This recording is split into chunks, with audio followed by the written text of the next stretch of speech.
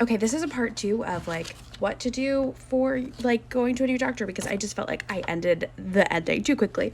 So I was talking about like what I bring to the surgeon, and so I also bring everything from my first surgery.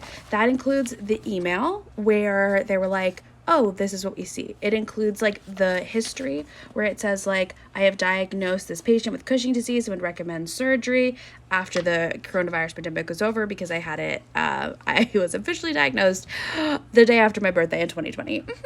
It also has a list of all the medications, everything I'm taking on there, because that's just helpful for other surgeons to have.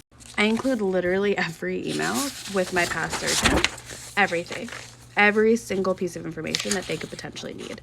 I also include all of my MRI reports and all of my MRI CDs, and they're gonna want both. So here is report. Again, like I want to share this. I don't want to share every aspect of my medical history with you guys. I hope you can respect that. Like with love, I just, I share so much and I don't want to share every little thing. So I hope you understand why I'm not sharing entire reports, because I can tell you what it says. I just don't want to share all the information.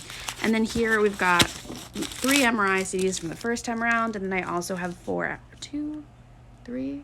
I have a few MRI CDs from this time around. They're in my filing cabinet, so I still have to pull them out. You're going to want to include your pathology report as well.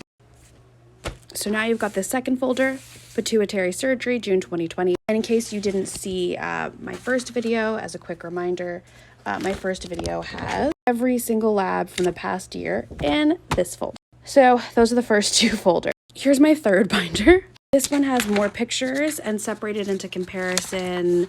And then we've got face. It's also got like weight gain. It's got the hump. It's separated DHEAS, red blood cell, high blood pressure, insulin. Here's some examples of my comparison photos. Some things that might be important for my doctor written out. Increasing symptoms, symptoms mapped out, symptoms/signs. I do want to say this one that I pulled up was basically from my doctor's site directly, who you can follow on Instagram at Good Hormone Health. Let them know that I sent you. I do want to make sure credit is given where credit is due. So this information is directly from my doctor, and I highlighted the ones that I was feeling. Showed what my striae looked like when I was on high versus low. I showed what my face looked like. This is what a moon face looks like. I showed striae. I show weight gain to show how things develop. Next comes my high/borderline line, and that's separated into all these sections that I was telling you about.